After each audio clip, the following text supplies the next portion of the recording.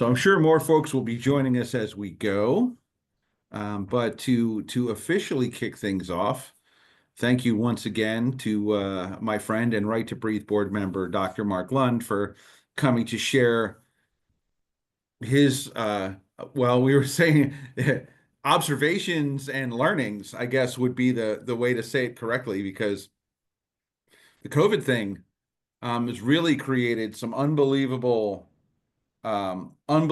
challenges for the medical community, and of course, first and foremost, the people affected by it, and the frustrations of not having the information, and clinicians doing the best they can, following the instructions that were handed down from above, as well as using their all the knowledge they have within them to try to make sure patients have the best outcomes possible. And here we are, 5 years, more or less, almost exactly from the initial 2 weeks to flatten the curve, and we all know how it went from there. So again, really glad you could all make it. I think there's going to be some interesting information here, and probably a lot of questions still, that we can try to wade through as much as possible. But without further ado, Mark, the floor is yours, and we're excited to listen and learn. Fantastic. Thank you very much. You know, COVID popped up on the scene, and there's all sorts of questions that still revolve around all of that, but we're going to focus obviously on the questions and what we do know and some of what we don't know about COVID in general. And 5 years later, there is a lot that we don't really understand. I'd like to start off with a brief story about exactly how much we may not understand the wide impact of COVID. And this actually is a personal story because it's about my mother, who last year was 85. She is still with us, but she was doing well. Went to the hairdresser, got COVID, 2 days of fever, recovered and did well. No cough, no anything else. Was fantastic, up doing her thing. And 3 weeks later, out of the blue, got fevers, started to have a altered sensorium.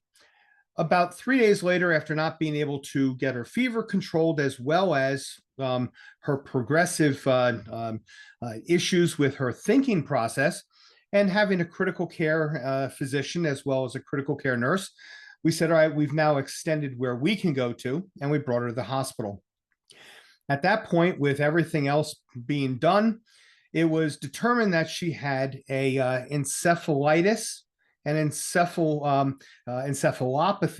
Encephalitis is swelling of the brain. And it was finally determined, after talking to several of my critical care neurology colleagues around the country, that this was fitting a new pattern that was being described, which is post-COVID, or after COVID and after recovery, encephalitis, or brain swelling.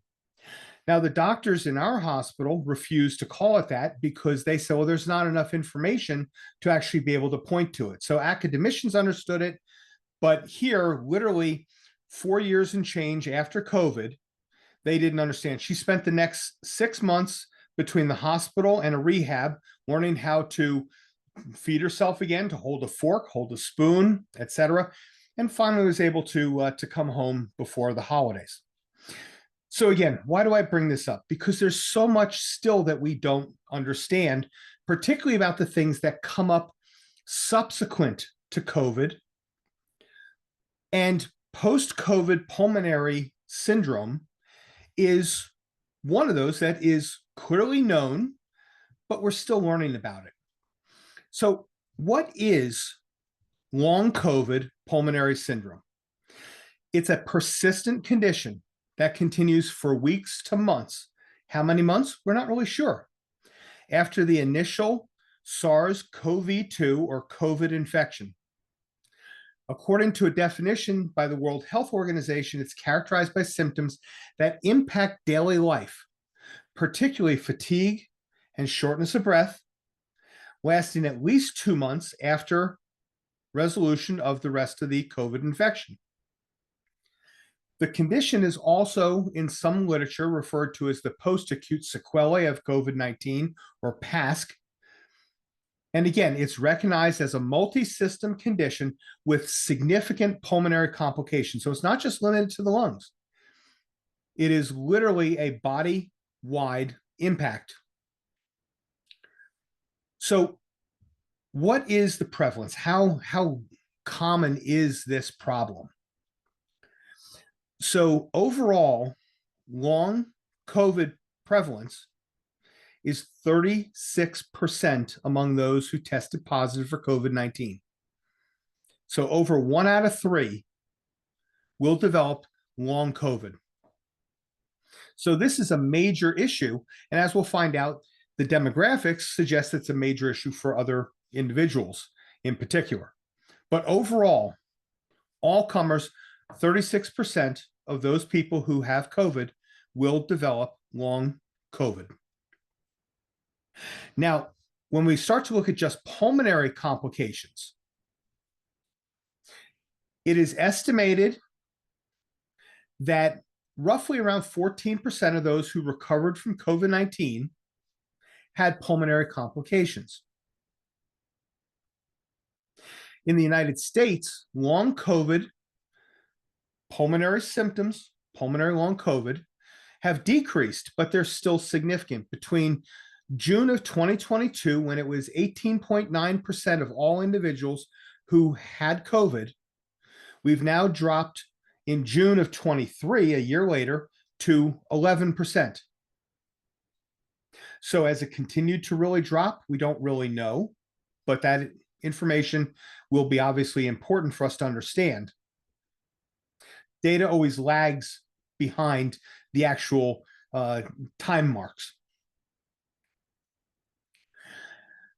So in Thailand, where we have data that was well collected in the post-vaccine era. So once we had people who were being vaccinated against COVID, it was a remarkably high 77.7% of those who had COVID reported continued fatigue and pulmonary symptoms, predominantly cough, even though their COVID otherwise had resolved.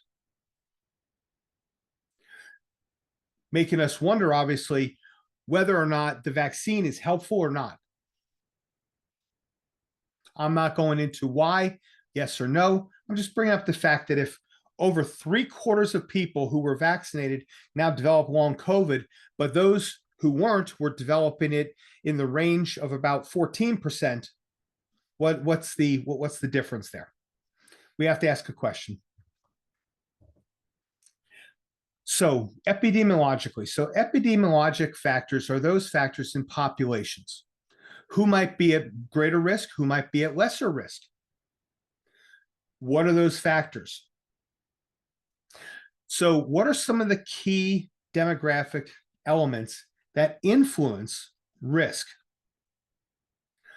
Well, age. Those in middle age and older adults are reporting more symptoms than those who are younger, and a higher risk of developing it overall. So if you say 0 or 1, yes or no, I have no long COVID or I have long COVID, regardless of the symptoms, yes or no, elderly populations have a higher risk of developing long COVID. For some reason, that is also not understood. Females seem to report symptoms more frequently than males. That is not a large percentage, but it is there.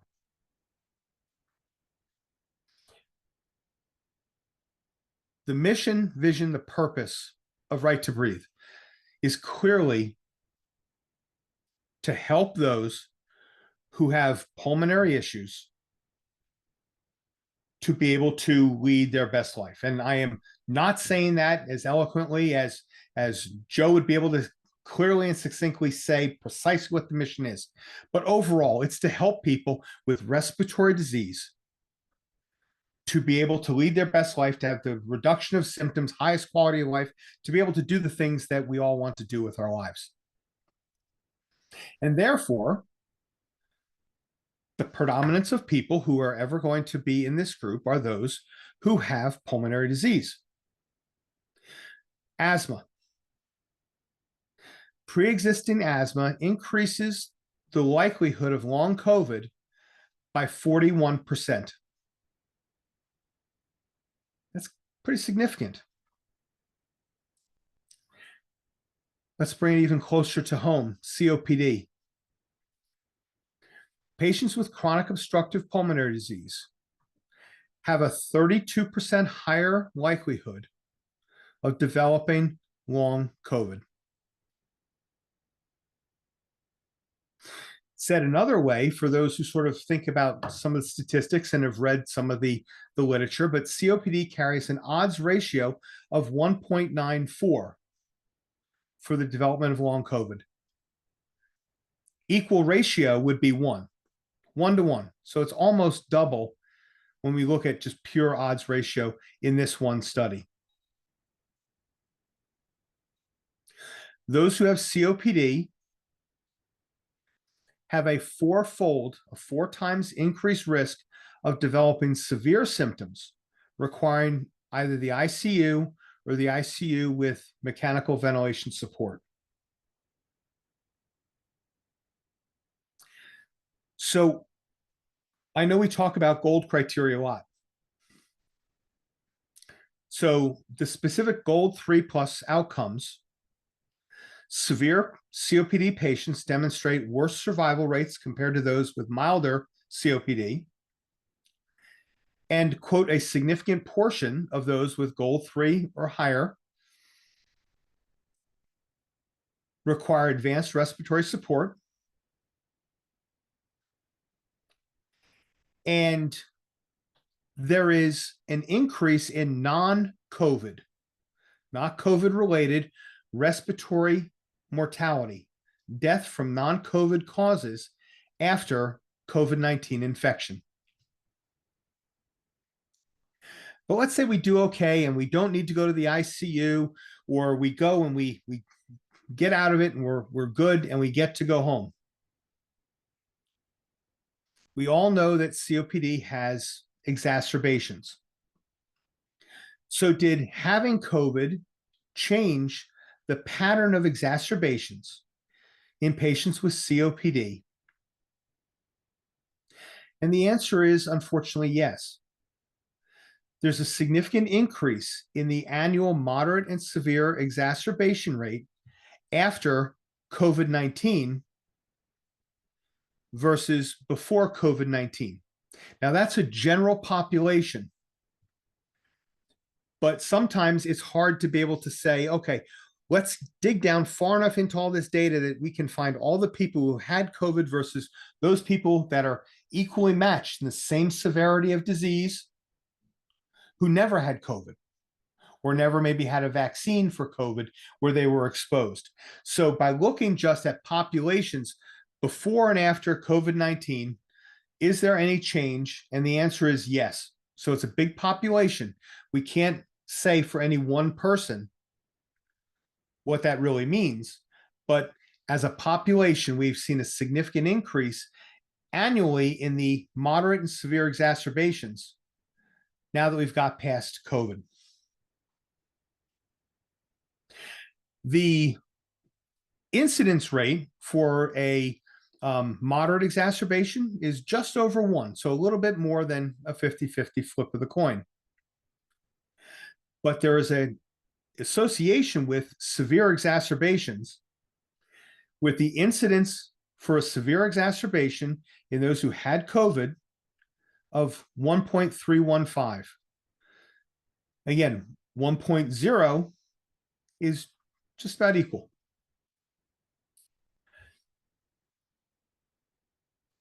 Looking at the cases with COVID-19, not just populations, severe COVID-19 cases have shown when they survive to have a dramatic increase in the risk of COPD exacerbations.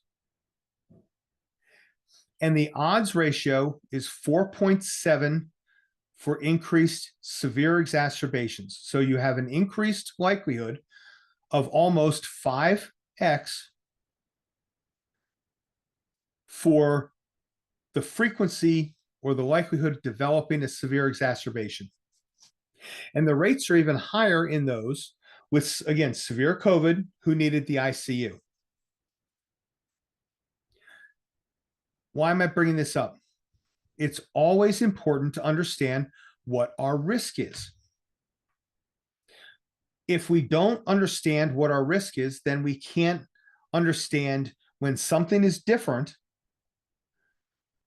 how we should respond to it, or how you and those who care about you can truly support you and advocate for you within a health system that unfortunately is becoming less and less about any one patient and their well-being. So understanding your risk and understanding how you can bring up something to advocate for yourself is important in my opinion. We know that smoking is how many people, not everyone, but many people develop their COPD. We now know that any smoking history, not just more than 20 or 30 pack years or more than 50 pack years or whatever, but any smoking history correlates with the higher odds of developing long COVID.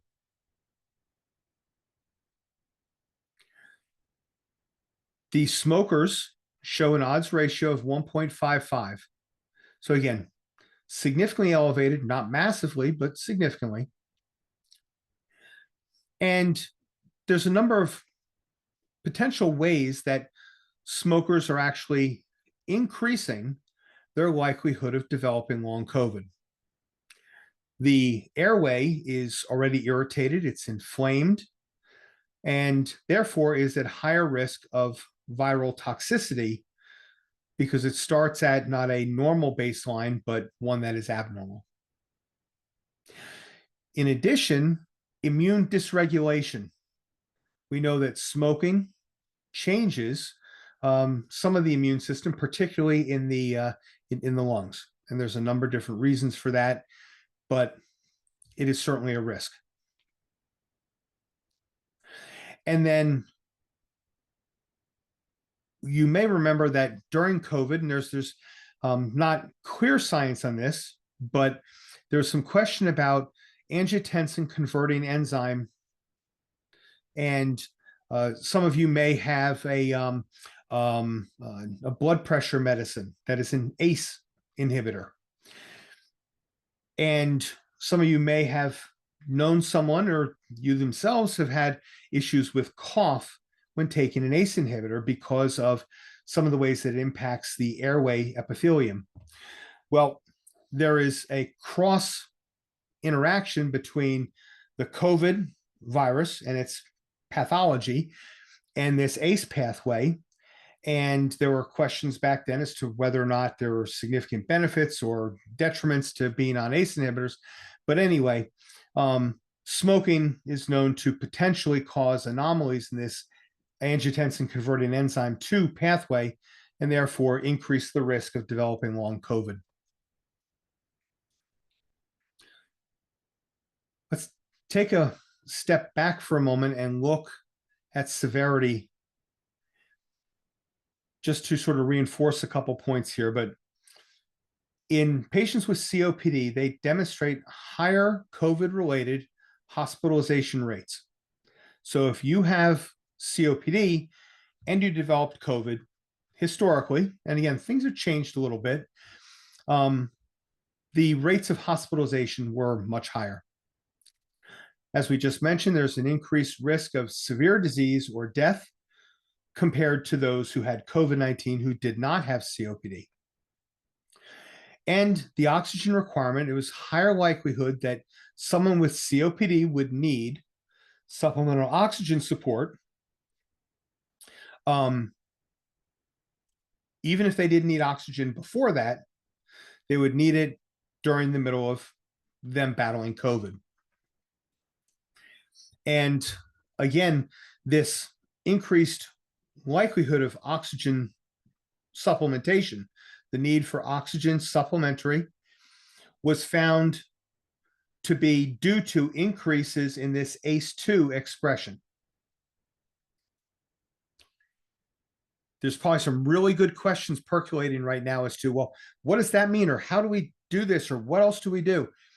Again, this is looking back at the period from the beginning of 20, the very end of 19 globally, but the beginning of 20 until the last year. And in looking at that, we're looking at data to say, okay, what can we learn from this? What do we have that we can help to investigate some of this? But we don't have answers to all of it. So I'm trying to lay out what is long COVID, who was really at risk. COVID is still around. It's a little different now than it was, but the fact is it's still around. And therefore, many people are still at risk of potentially developing long COVID.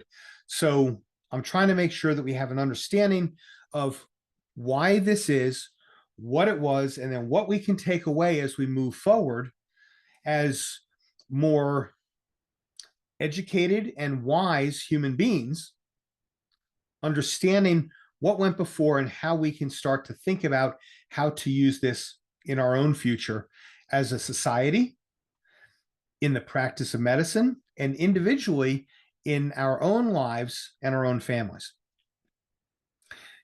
So, what are some of the clinical manifestations?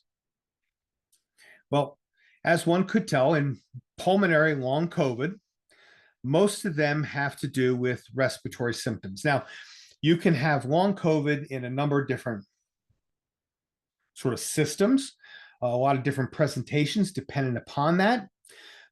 But because COVID was so prevalent in its presentation, at least initially, in pulmonary disease, and because of our focus here, I've decided to narrow this to simply pulmonary long COVID. So the primary respiratory conditions of this long COVID fall into several distinct respiratory manifestations. So there is persistent shortness of breath that affects roughly 1 out of 3 individuals with long COVID. There is a higher prevalence of those who required hospitalization during acute infection, but that is not true by any stretch. I remember in the last pulmonary practice that I was with, which I really stopped seeing patients about a year ago. But people would come in, they went through their COVID at home, they were doing okay, no more fever, etc. But they would have this persistent dyspnea on exertion, shortness of breath on activity. They would have persistent cough. They would have chest pain. And really, those 3 symptoms were the predominant way that people presented or experienced long pulmonary COVID: persistent shortness of breath, either at rest or more likely with exertion, cough, and chest discomfort. Now, these symptoms could be very consistent. They could fluctuate up and down from day to day, week to week, but they never got fully better, but they didn't stay at a constant level. Or they could be relapsing and remitting. Relapsing and remitting. So it remits, it goes down, you feel good, and all of a sudden it's 3-4 weeks later and you're short of breath again. What's going on? So it can really present as a very complex clinical picture. And without having a pulmonologist or a cardiologist and pulmonary team, it can really be missed by some individuals because it is not really clear. And I'm not taking anything away from my colleagues who are in internal medicine or family practice or whatever. That the fact is that it is really very challenging, and they need to know a whole bunch of things that I have long forgotten. So this is where a multi-specialty team comes in, because sometimes it is literally clear as mud. Now, we're going to get into a place here which is just a little bit of genetics. I'm not going to go too deep into it, right? But there's the PHOSP COVID study that identified actually genetic phenotypes, specific genetic markers that suggest that some people are more at risk than others. And in some with very severe, both mental or physical impairments due to long COVID, where breathlessness and fatigue are really prominent, that they identified some of these genetic markers. What does that mean for testing, for diagnosis, for therapy? It's way too early to tell. They did note in this PHOS study that those symptoms routinely persist beyond 12 weeks. So beyond 3 months, with some cases extending many, many months. I had one person who had symptoms and continued CT, high resolution CT abnormalities. And before they really started to improve, they were well into their 16, 18-month window. Abnormalities in lung function. And again, the chest imaging. Not as much a plain chest x-ray, but certainly a CT image of the chest or a high resolution CT image show definitive abnormalities and very, very gradual improvement in 6 to 12 months, although that's not universal. So before I continue, just for a moment, am I going over people's head with this? I know this is a lot of data. I don't want to be a fire hose, but I want to be relatively complete. So I just want to make sure that I am not just going over folks' head and leaving, people. Yes, Suzanne. I've been telling these people about long COVID for about, how long is it now, guys? For 4.5 years. I didn't get that sick in the first place, but I got sick in June of 2020 or May of 2020, and I am not myself. And It started with the breathing, and the breathing isn't as bad anymore. But, the pulmonologists did their best to diagnose COPD, emphysema, and hand me piles of inhalers to experiment with, which is kind of like the eczema doctors and the piles of cream that you can. So, I've got lungs and skin and neurological and vascular symptoms, and we're all different. And so, you're not talking above anybody's head. I'm glad that with this dose of illness, it's not like when my mother became chemically sensitive in the 80s after a virus, perchance. We've been dealing with these things for a long time. And the long COVID community is still kind of tussling with the MECFS, myalgic encephalomyelitis / chronic fatigue syndrome. That is true. So, extenuating circumstances after a virus. It's been going on for a long time. And those of us who sit around at home now, it's really, really hard to tell somebody, no, you don't understand. The more I move, the worse I get. Understood. And I was a mover and a shaker from the beginning. So I don't think you're getting ahead of us. I'm just disappointed that I don't think anybody's going to figure anything out to help me in my lifetime. And our politics the way they are, we're not going to figure out anything for a long time. I'll be quiet. That is probably it is a detractor from the likelihood, but I remain hopeful that that we will simply decide to take care of humans. So, John, you have your hand up. John Linnell. Yeah, just real quick. Nobody has the magic answer, but how do you know the difference between long COVID and someone with COPD that just happens to be prone to having a lot of exacerbations? So, I mean, that's a great question. And the answer really is historically. So we do know, and I think I addressed this in one of my prior talks, that with each exacerbation, your pulmonary function declines a little bit. The earlier we get it, the less decline, but that doesn't mean that there's always something. However, most of my patients with COPD, they know what their exacerbation schedules are sort of like, how often it happens, what it's like, what their baseline is. And they understand the difference in a steady sort of decline versus a step. And that's really a lot of it. I've been like this, and I've been doing well. And yes, I've had those little declines, but all of a sudden I had COVID, and now I went from here to here. I was having 2 exacerbations a year, and I was pretty well controlled. And yeah, I would think that maybe if I went to 3, okay, but now I'm having 5 or 6 a year, and 3 of those are putting me in the hospital. So again, I think that part of this is looking at how we use each of us as our own control.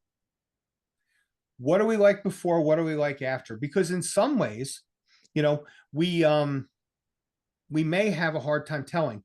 When we start to look at imaging, we'll talk about that in a minute.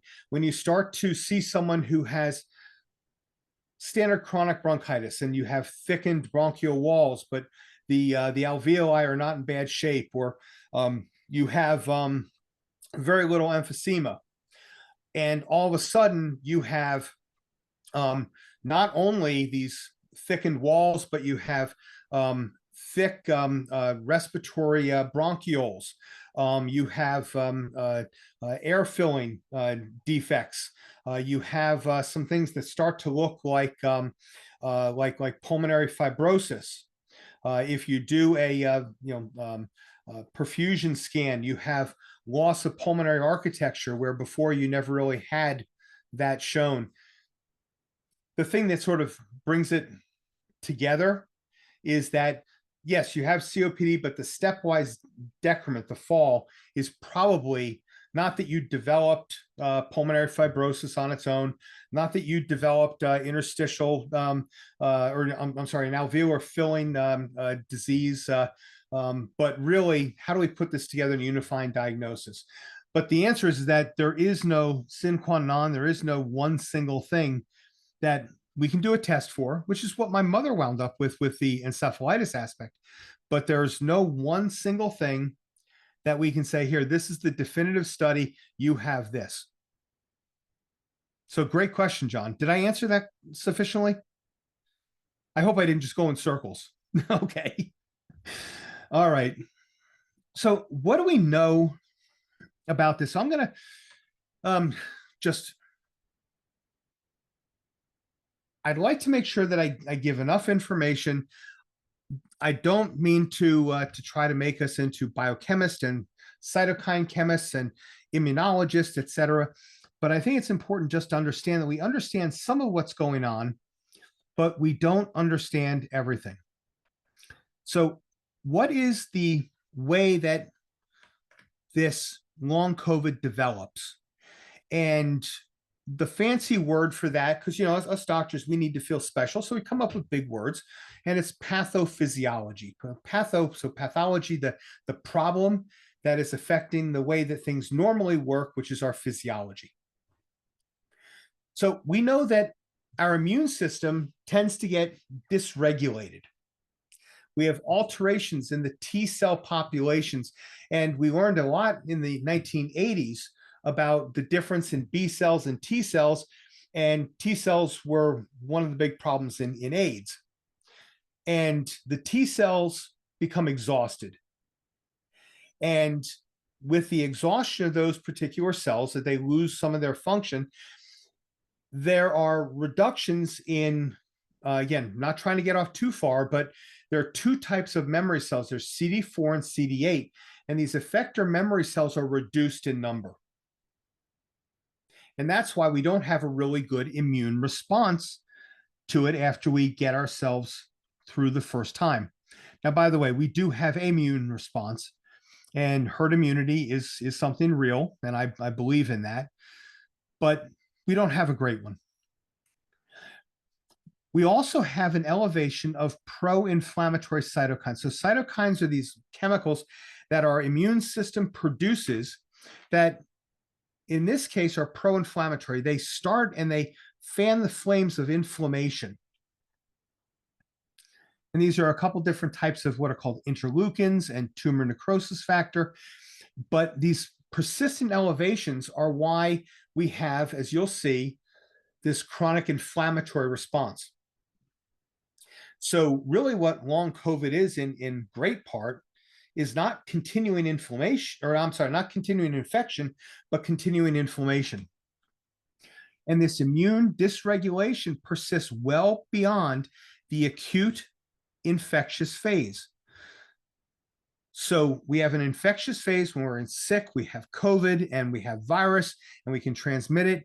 And then we go into other phases, and we expect in each of those that we have less and less inflammation. And that's not the case. So what happens is, because of these changes, we then have this chronic or long-lasting inflammatory response. And this sustained inflammatory state is what contributes to tissue damage. And when you have tissue damage, it creates more inflammation, which creates more tissue damage, which creates more inflammation, and drives a cycle of a persistent inflammatory state and continued symptoms. Would that be considered a cytokine storm? On a smaller scale. So we really talk about cytokine storm. We're talking frequently about, in its most fruited form, we're talking about something like SIRS, systemic inflammatory response syndrome, and ARDS, and blood pressure that's just in the toilet, and heart that's not pumping well, and all these things, because the entire body is just awash in these cytokines. So cytokine storm. Yes, so if we think about cytokine storm the way we would normally think about it, like in the ICU, the answer to that is that is Hurricane Katrina. On the other hand, the storms that just went through down in Kentucky, etc., that's probably the size of the cytokine storm. It's not that it doesn't do damage; it is a storm. There is an adverse impact, but it's also not Hurricane Katrina. Does that make sense? Yeah. My analogies sometimes are good, sometimes they're a little lacking. So I just want to make sure.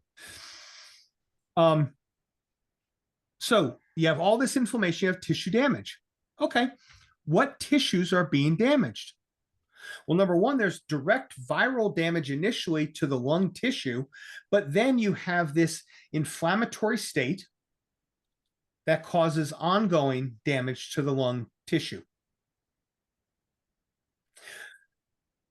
Why is it that the lung is so involved in COVID? Well,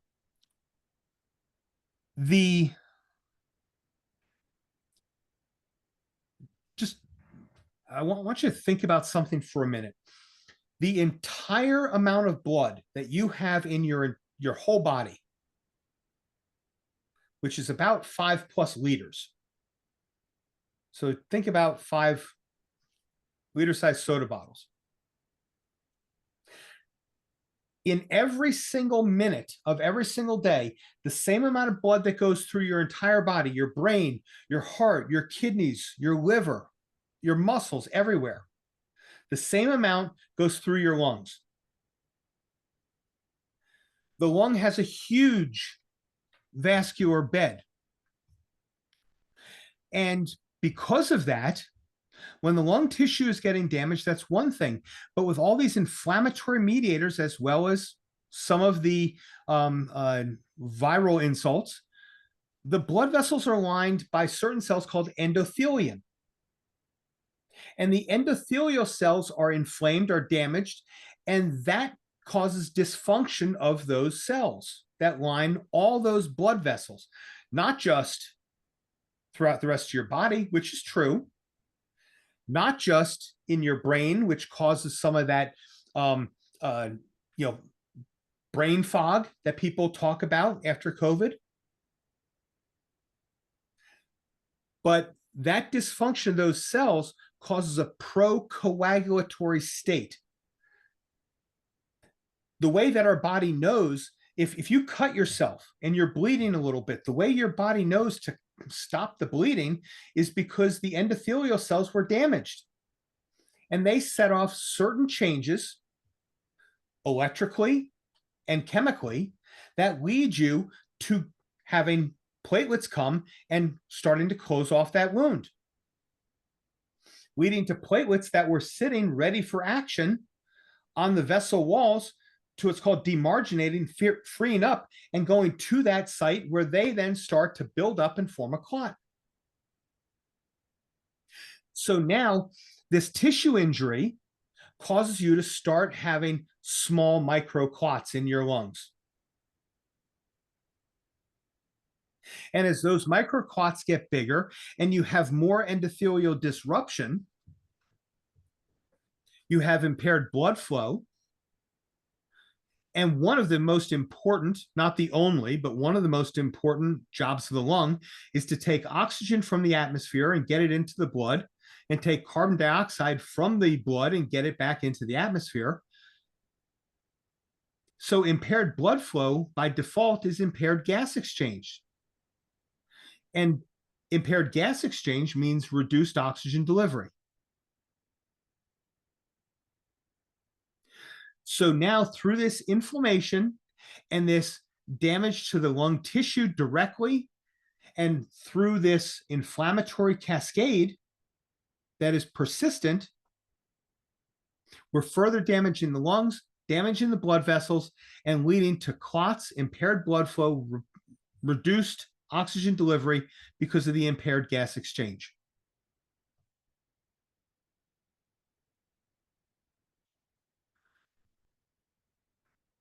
Does that make sense? Did I put those steps together?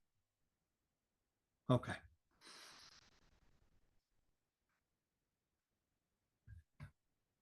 Again, we can make this so completely complicated I can barely understand it. On the other hand, we can make it so that it's worthless to anybody. So I'm trying to thread that needle. So you know, if I'm missing something, or if I'm just off in a hayfield, you know, throw something at me and bring me back. Okay. So now we understand who it impacts, why it's more likely to impact some of us, and how we actually do some of the damage that causes the symptoms that we see, as well as some of the signs we see. So symptoms is what people report. I'm short of breath. I have a cough. I'm bringing up green stuff. Those are symptoms. Signs are what we see in an examination. I hear wheezing. Now, if you say I'm wheezing, that happens to be a symptom.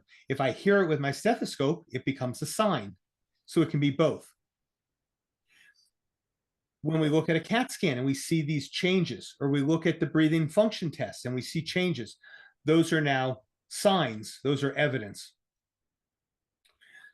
So what are we starting to think about doing for long COVID symptoms, especially shortness of breath on exertion, reduced exercise tolerance, persistent cough, most of which are associated with residual and continuing or chronic inflammation. What I didn't go through before, but it's important just to mention now, is some of this is also airway hyperresponsiveness. When airways are irritated, they become hyperresponsive and they can spasm down.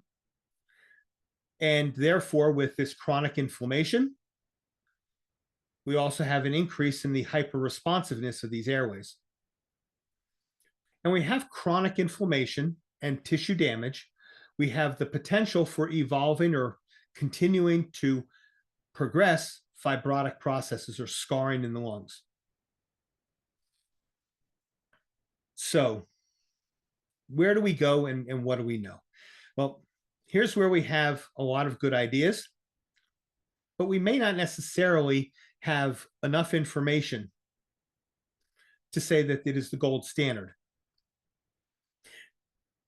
If you remember during COVID, people were saying, listen, this idea, you can't test it because you can't use this medication because it has not been proven in a randomized, blinded, placebo-controlled trial. Well, no medication starts out there because they are very long to do and very expensive to get done. So we take things and we say, okay, is this possible? We have an understanding of how the quote pathophysiology is working and what can we do to do something good. And that in a lot of cases is where we're at because we haven't gotten that far along yet.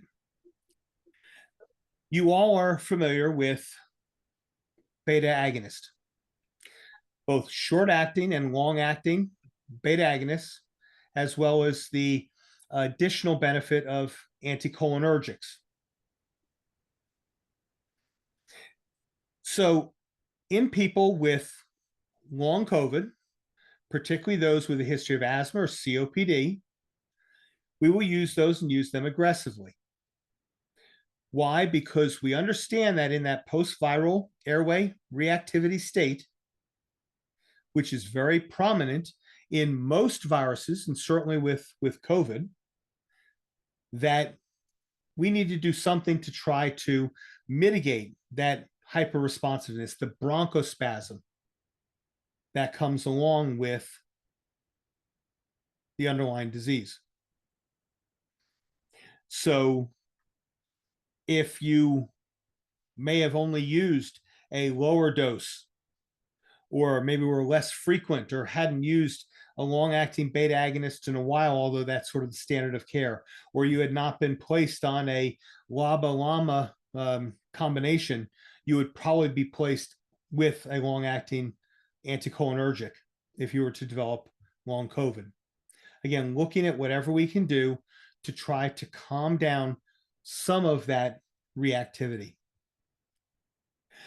Now, in the European Respiratory Journal in 22, there was a study that showed good evidence, not conclusive, but good evidence suggesting that aggressive bronchodilator therapy can improve both the functional capacity as well as the symptom of reducing dyspnea in long COVID patients who had obstructive features.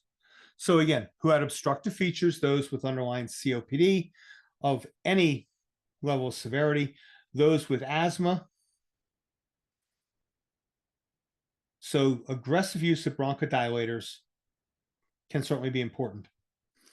Making sure that we actually get, and we have very good delivery systems now, as I'm sure you each know, but in some cases, going back and trying nebulized therapy, just to make sure that we're getting all the delivery we need, particularly to those more distal lung units. Inhaled corticosteroids or corticosteroids in general. Obviously, the goal of inhaled corticosteroids, whether it's in COPD or asthma, is to reduce airway inflammation. In post-COVID, the goal is the same when we start to use inhaled corticosteroids. It is to reduce residual airway inflammation with the extended goal of being able to restore or at least improve what is currently an impaired antiviral immunity. Now, we do know that steroids can decrease immune function,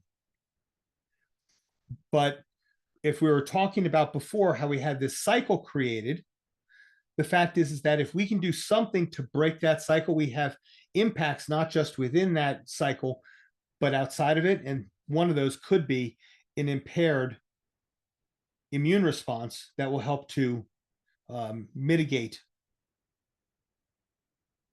that viral activity.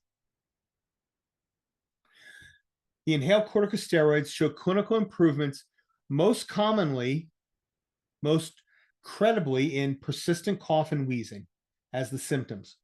And that was published in the Lancet Respiratory Medicine in 21. Now, sometimes we actually don't have a big impact with inhaled steroids, not that we don't use those as part of the regimen with short-acting, long-acting beta agonist, anticholinergics, and then the inhaled steroid. However, there are some patients that, again, they're not having the impact, or what we see is we see diffuse parenchymal abnormalities, lung tissue abnormalities, or we see organizing pneumonia, these changes within the little air sacs. And with that, our go-to has been medium dose oral steroids. Now, we have to always look at risk to benefit assessments. Everything that we do in medicine is a saber, not a cutlass. What do I mean? A cutlass has one sharp side and does what it wants, but it has a nice dull side, and you can mash hot butter, but you can't cut it. Unfortunately, in medicine, we have sabers. We have a side that cuts the way we want, and we have a side that cuts everywhere we don't want. So we have to look at the risk to benefit. What are some of the risks of moderate or high dose corticosteroids? And if we use high dose, we use it very, very shortly, but then it's medium course and it's for a long period of time. Well, you can get immune suppression with higher doses of steroids. And this was taught to me one of my first lessons as a pulmonary fellow by probably one of the best people that I know, John Hansen Flash. He was our division chief, and he said, you know, if you want to see someone who has COPD and has a tough time breathing, give them steroids long enough that they have broken ribs and a fractured spine, and see them trying to breathe then. Steroids weaken the bones. They cause demineralization, increasing fractures, increasing compression fractures. It's not good. So again, we have to look at the risk to benefit. But when we're dealing with something that's starting to cause organized pneumonia or diffuse parenchymal scarring, the fact is that we know precisely how bad that is. And if it is progressive, we need to do something to try to stop it.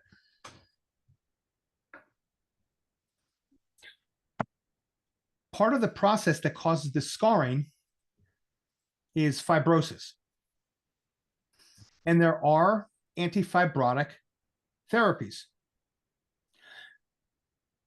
We have not had, honestly, great success in a lot of those in dealing with idiopathic pulmonary fibrosis.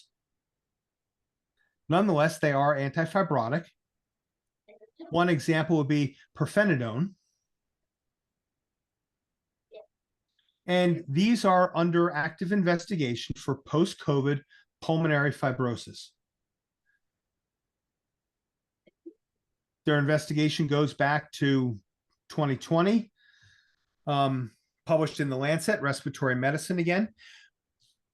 But again, there's not a definitive understanding at this point, but we actually do use these antifibrotic medications because preliminary studies and some of the studies that have been undergoing show these may slow that fibrotic progression in patients with persistent interstitial or scarring changes over 12 weeks after infection with COVID. So again, we've proven that these folks are not getting better, they are getting worse, and we're looking to slow this progression and hope that this inflammatory process kind of burns itself out before they develop a more severe problem, which is diffuse pulmonary fibrosis and their COPD. And again, there are some current clinical trials going on to establish efficacy. So there is no magic bullet for this. However, like everything, that doesn't mean that there are no other quivers or no other arrows rather in our quiver. So pulmonary rehab. Pulmonary rehab remains a cornerstone for long-term recovery. We're targeting reduced aerobic capacity. We're also targeting muscle deconditioning and ventilatory inefficiency. Now, that doesn't mean that, again, this is a magic bullet, but we have to understand that our body is a system. And there is some incredible resiliency built into it.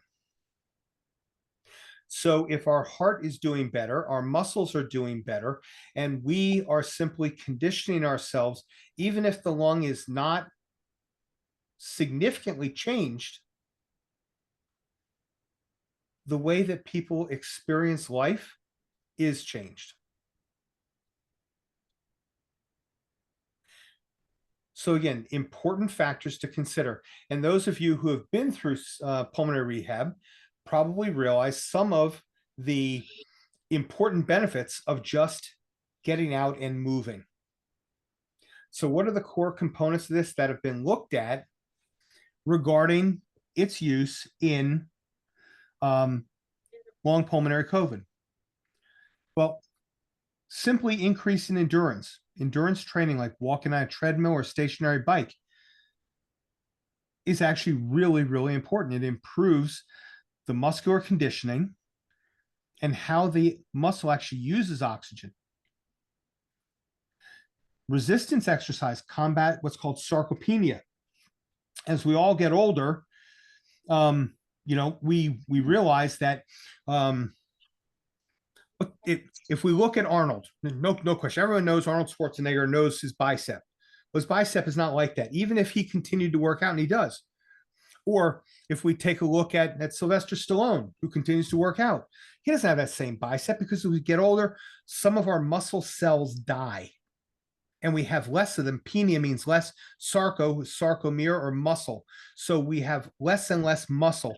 But doing resistance exercises, not just walking, but resistance, actually combats the sarcopenia. And flexibility training, improving our flexibility increases our mobility. So does doing this endurance exercise, the resistance and the flexibility actually mean anything when it comes to human beings experiencing life after they've had long COVID? And the answer is yes, because when those things are done, they have been shown to significantly improve our 6-minute walk distance and our use of oxygen, which is measured by VO2 max. And that was published in Chronic Respiratory Disease in 2021. And does it matter if it's a home-based, community-based, or a hospital-based program? It actually doesn't in this particular case.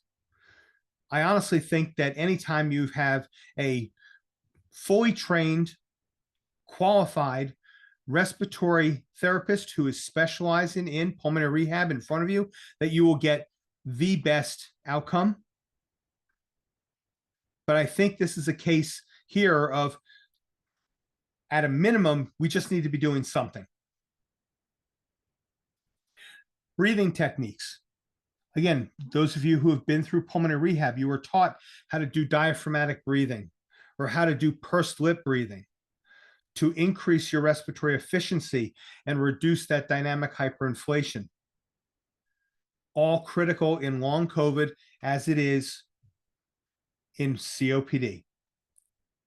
Inspiratory muscle training to enhance what's known as your MIPS and MEPS. So your maximal inspiratory pressure, how much suck you can actually get, and how much force you can get to push out expiratory pressure, because those have been correlated with reduced dyspnea scores. What about some non-traditional things? Some of you may or may not have seen me talk about how shortness of breath can be viewed and improved with mindset and with doing some of the things as far as coaching. So is there a place for non-traditional modalities when it comes to respiratory techniques? And the answer is yes. Not when they're done to the exclusion of everything else, when they're done as part of it, when they are complementary. So what potential non-traditional modalities? So respiratory specific, because I'll get into mind body in a moment. Tai Chi, yoga. These holistic methods combine movement and breath control and mindfulness. And again, when we start to look at the data for Tai Chi, for yoga, that clinical data suggests that there are improvements, actual improvements in lung function, the forced vital capacity, FVC, and the FEV 1%, or the amount of air that you can blow out in the first second, the forced expiratory volume in 1 second, as well as reductions in anxiety, which is often a cause for exacerbations and shortness of breath. And that is normal. When we are anxious, we feel short of breath. But when we're short of breath, we feel anxious. If you can't breathe and breathing is essential to live, you will feel anxiety. And it sets up a bad cycle. So again, if we can reduce the anxiety while we're improving some lung function, Tai Chi, yoga, very helpful. Joe, by the way, it's just about quarter of. Am I doing okay here, or am I pushing your limit in some way? We're all right. as I mean, long we typically will go up to about 6, but I Okay. was just more concerned about your timing, and where, what your next, I appreciate that. I'm good. I'm sorry. I looked over. I heard the phone ding, and it's my client saying he needs a few more minutes. So that's fine. Okay. So there was a medication you mentioned earlier, just a little while ago, like less than 10 minutes ago, that Vicky asked how to spell it. And I'm trying to remember, Vicky, I don't even remember how to For pronounce fibrosis. Yep. So hang on just a moment, and let me go to the chat. And here we go. There's also another question there about is there any differential in severity of long COVID symptoms post-vaccine and multiple boosters? So, oh, there we go. Okay. So, yep, Thank you. pirfenidone is the one that I am that I've used. I really don't like to use either of them very much. Yeah. People have a lot of side effects, but those are the two that have heretofore been studied. Let me come back to that other question. If Michelle, if you could help me remember so I don't lose track there, about vaccination versus no, and multiple doses versus a single one, etc. So so what about other complementary therapies? So what's the difference in complementary and alternative? Alternative is I'm going to forget what Western medicine has, and I'm going to go and I'm going to have a psychic surgeon, cut into me and remove tumors that he doesn't have to sew me up, and he doesn't need to give me anesthesia, etc. Right. The fact is that complementary therapies are fantastic. I believe in them strongly. I've seen incredible results. In the last cancer hospital I worked in, there's a lot of cancer regimens that are what are called emetogenic, or they just are so strong that they make people just throw up horrendously. And we've gotten better at those, but there are still some that do it. And one of the things that our mothers, our grandmothers, and our great-grandmothers knew intrinsically without all the fancy science is that ginger helps settle a stomach, which is why when most of us were kids, or when our kids were kids, we would give them ginger ale when they were nauseous. Ginger's great. We have very powerful antiemetics, or medications that keep you from throwing up. And they're very good, but like everything I said, double-edged sword. There's something good and there's a number of things bad that could happen, side effects. What I saw is that when the chef went and talked to people, figured out what they liked or didn't like, and they used a lot of ginger, even in people who didn't like the taste of it because it could be buried in the taste of the food. Even when they used a lot of ginger, our use of these antiemetics dropped by almost 80%. Saving costs because ginger is a whole lot cheaper than these fancy medicines, reducing the likelihood of side effects, et cetera, just by doing it. That is a complementary approach. That is a naturopathic medical approach that is combined with all the modern science that there is. And it's not you have to take that plus. No, the ginger worked in the vast majority of patients. So integrative approaches, again, integrative, complementary, where you integrate a couple of things together rather than stay with one and avoid the other. They are particularly valuable when you manage complex multi-system symptoms such as you have in pulmonary long COVID. So what are some of our options? Well, we talked in a prior discussion about, again, mind-body practices and coaching and taking care of the shortness of breath. Well, meditation, mindfulness, guided imagery, and guided relaxation, profoundly helpful. These reduce the sympathetic overdrive or the fight and flight, and they support this rebalancing of the autonomic nervous system. And they're also associated not just with help with the symptoms and the anxiety we talk about, but they also are associated with improved mental clarity, that mind fog, with sleep quality, and with reduced symptom perception. There are also what are known as energy-based therapies, things like Reiki or Tai Chi. The data is much more limited, but I don't want to exclude them because I can't tell you they don't work. Why is it that almost every study includes a placebo? Because part of what makes people feel better, even in medications that do the job, is the placebo effect. Placebo is so powerful that we have to include it because you can't subtract it out. So we have to put a placebo-controlled arm to say this is placebo. And we say, okay, did they actually improve even more? But some of the improvement, if 50% of people improve, part of that is related to placebo and part to the medication. So though the data are limited, we shouldn't exclude these, quote, energy-based therapies.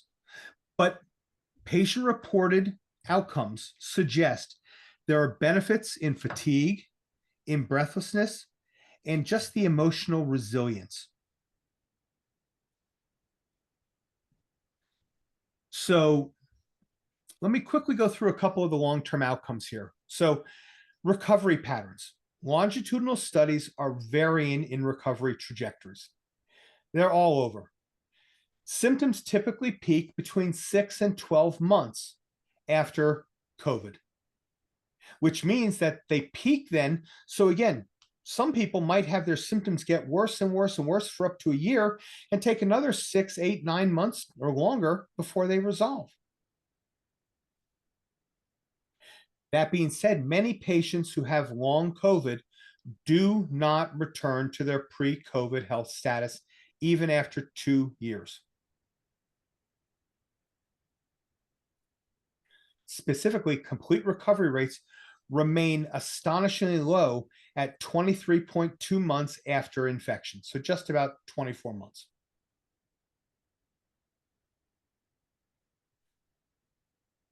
I wish I could tell you, hey, what do we do to keep this from happening? We don't know yet. What do we do to decrease the likelihood of severity once it starts to happen, or the likelihood of a bad outcome, once it's actually fully engaged in us? We don't know yet. What are the pulmonary sequelae, rather. Well, long-term pulmonary complications include persistent structural changes to the lung tissue, to the substance that makes up the lung, including the potential of developing permanent scarring or fibrosis. And with that, whether it's on the airway side or whether it's on the tissue side, the potential for ongoing functional impairment. So most of us clinically will continue to monitor and do our best to be aggressive in that management, because we know that if we don't, that we have a higher likelihood of having structural changes in the airway or in the tissue or in the blood vessels that we will likely not get rid of. So we try to be as aggressive as we can.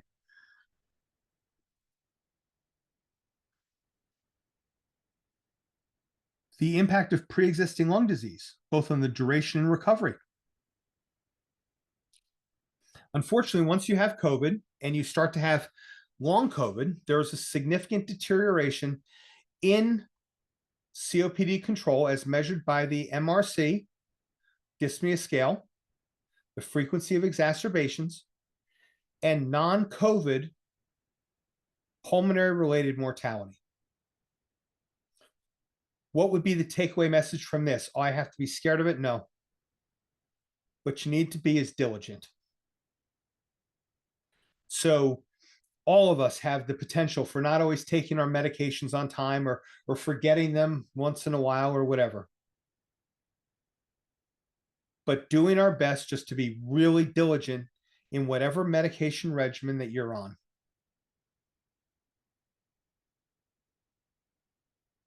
Why? Because I know that it will change the outcome? No, but I don't know of anything better.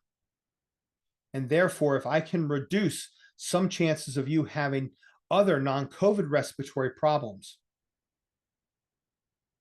if I can make sure that I'm doing everything I can to reduce your potential of an exacerbation,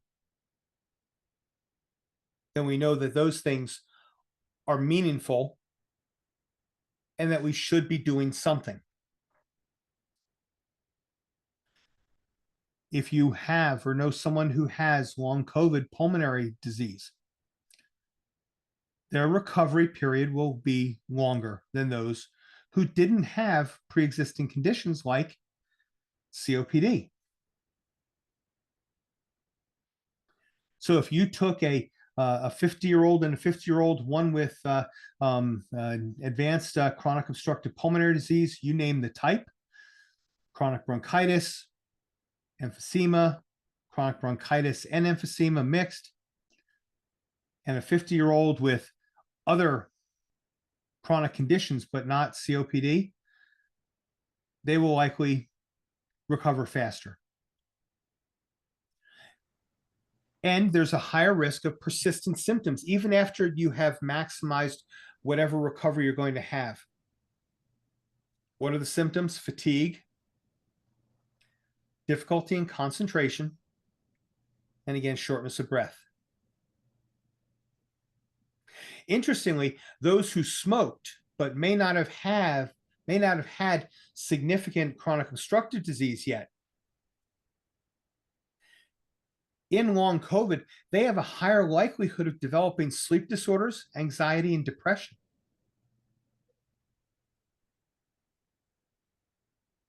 Why are those things? I wish I knew. Allison has her hand up. Yeah, I do. Just to amplify something you said earlier, Mark, besides the pharmacological approach and the physiological approach, such as pulmonary rehab, I like to think of the third leg of the three-legged stool as the nutritional approach too, because that gives you fuel, natural fuel, the way your body was created to replenish itself, and to not underestimate that. And just a little plug for one of our future chats, and Michelle, you can tell us when it's going to be, but we have a returning nutritionist coming, dietitian, very soon, I believe. Next And I week. would really encourage you guys to tune in for that piece of it, because that can be a very large one. Dr. Mark mentioned ginger. That's only the beginning. There's a whole lot more out there. And we can actually, it's, and I think I've used this analogy before. Try driving your car in an empty tank of gas. You can't. Well, so actually, Allison, jumping off of that for a minute, because I love what you're saying. And, I guess what I need to do is I need to talk with you and Michelle and Joe about how to construct some of these, because literally this is a whittled down version, and we could have spent like 3 hours, i.e. 3 sessions.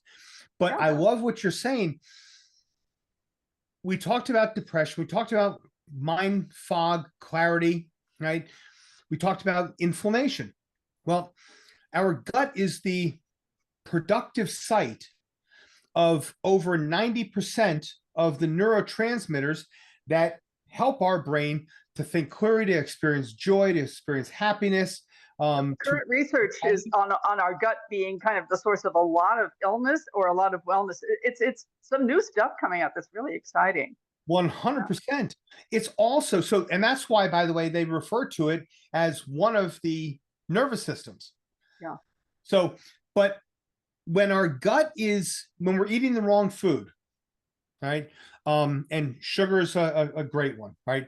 Refined, unrefined, whatever, sugar in too much quantity, we cause inflammation. We cause inflammation to the gut itself, which increases migration across the gut wall, maybe not of bacteria itself, but certainly of different inflammatory mediators. The inflammation there becomes more systemic. So by eating well, eating a good pre-probiotic and a probiotic diet, and taking probiotics, particularly ones that are very broad, the fact is that we can really change a lot of what we see as far as the inflammatory response. So I love what you're saying, and I agree with you. And I like to study those things because I like to for myself, but there are people out there who really know that. And if there's a nutritionist who really can delve into the inflammatory aspects, maybe a nutritionist or a naturopath that has a background in biochemistry, that would be really interesting to this group and probably a lot of other people, because it is such a it is really a keystone for everything you've talked about. So Allison, you're 100% right. Thank you. And you're just making me think of something else. I learned nursing based on pathology as you learned medicine. We're always dealing with illnesses and how do you fix them. But over the last few years, I have found a huge benefit in a consultation that my primary doctor had directed me to a naturopathic doctor to address some of these things that I could do nutritionally or using supplements. And I don't see her often. And here in New Jersey, although there are other states that insurances do cover, this was on my dime. New Jersey does not cover naturopathic doctors. And I don't see her frequently, but every time I've seen her, it's been tremendously fruitful. And I'm just thinking now, I don't know if she ever gives presentations, but that might be an interesting person to get in contact with. And I can be in touch with her. She's just in the next town over from me, and I can ask her if she would ever be interested in presenting some thoughts on that, on nutrition and just natural means of wellness, just to stay well. When you think about it, it just makes a whole lot more sense, or at least it does to me, to work on staying well rather than trying to treat yourself once you get sick. I mean, it's not like you have a lot of control over it, but let's see how much control we do have over it using food and natural means. We can save ourselves a lot of trouble. So I will follow up with Dr. Nikki Conti for Joe and Michelle. I'll see if she does do talks, and we can see if we can add her to our calendar at some point if people are interested in hearing from her. She's got a great reputation, and if my medical doctor referred me to her, I'm thinking, yeah, she's good, and she turned out to be. So yeah, we can maybe think about that for a future presentation. That is fantastic.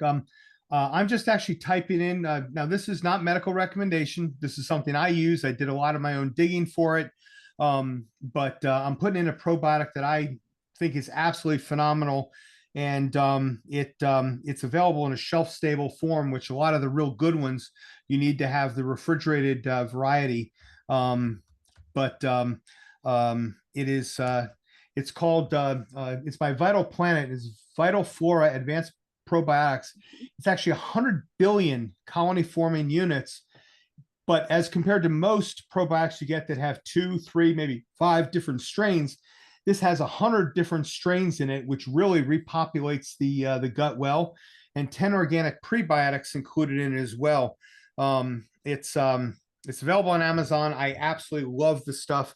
And again, it's not a medical recommendation. It's just something that I have found in use with myself, with my mother, with my family, with friends of mine I've recommended to, particularly after they've gotten some long-term antibiotics. So I'll just leave it there. But anyway, That's great. if there are other questions, again, I may not have a lot of answers, not because I don't want to give them, but because we just don't have some of the data. But if there's other questions, I'm more than happy to at least give a shot for another couple minutes if we have it, Joe. Otherwise, I may have pushed beyond the limit anyway. My apology to you, my friend. No, we're all good. We are up at 6 o'clock, but I don't want to leave if someone has a question. So before we call it a day, go ahead, Joe. I see Joe has his hand up. Just a quick one.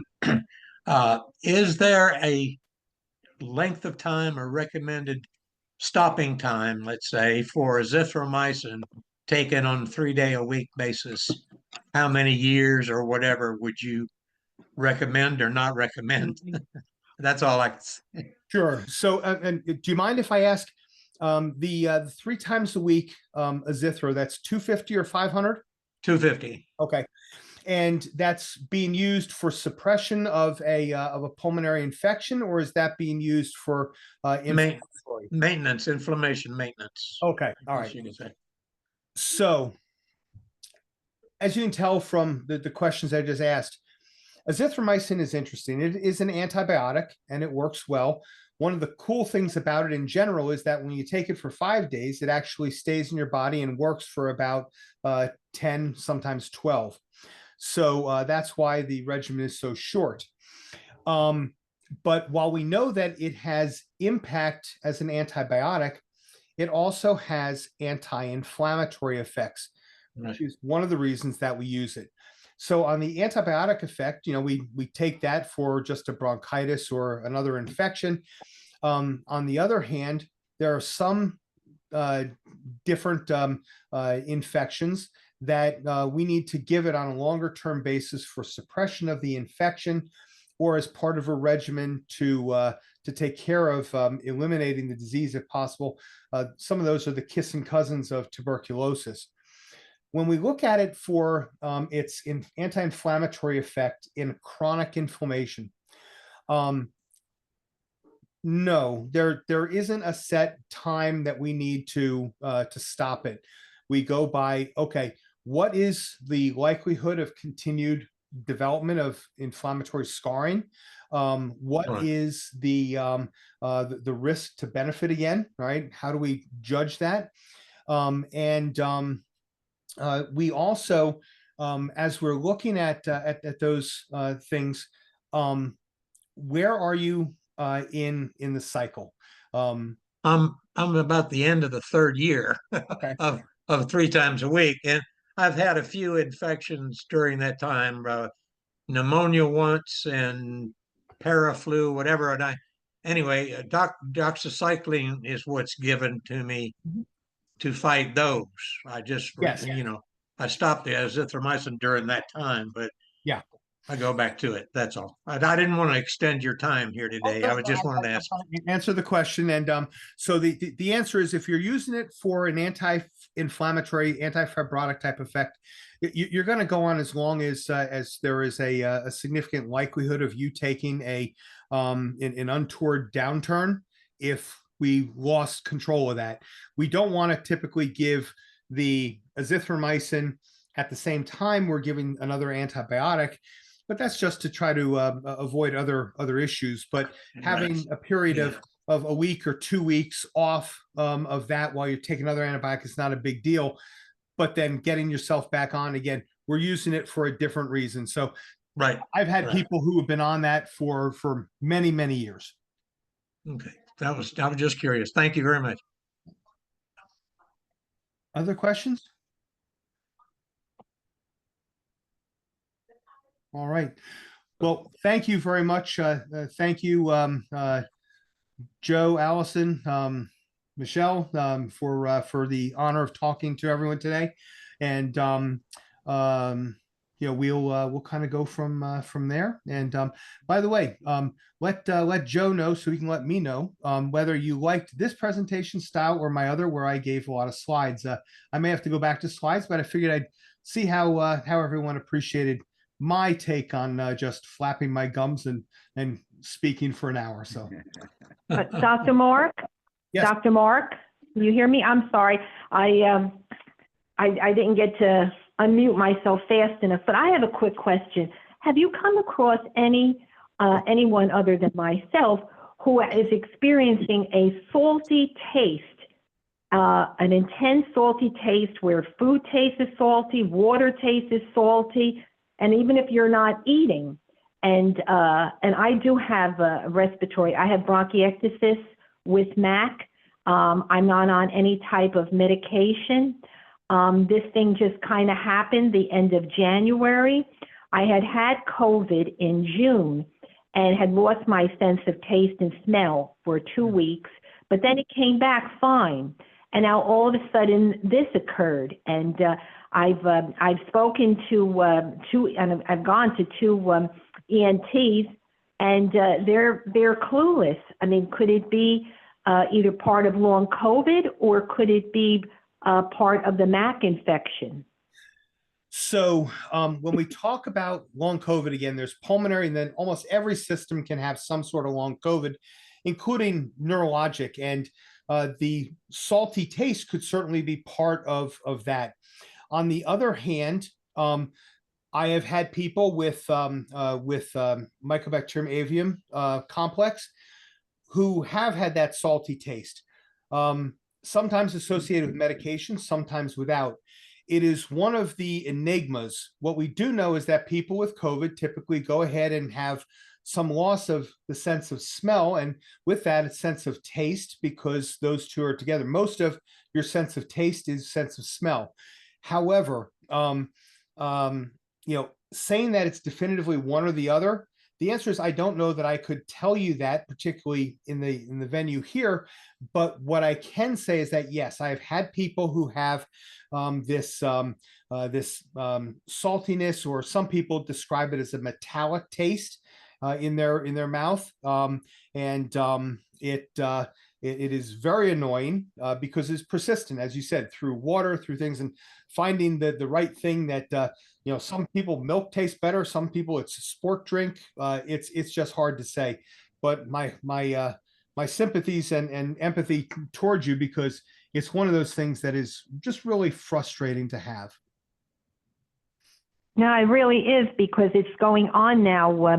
Let's see, since the end of January, so it's going into the 3rd month. And the ENT said to me, if it doesn't go away within 6 months, you'll have it for the rest of your life. And that's very discouraging. And he said, there's no treatment for it. He said, and just, keep hydrated, chew gum, have sugar-free candies.